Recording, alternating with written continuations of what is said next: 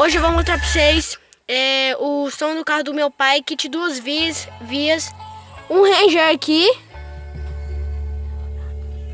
outro Ranger ali, ó,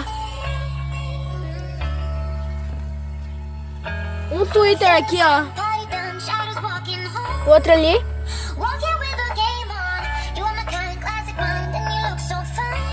um subwoofer lá atrás.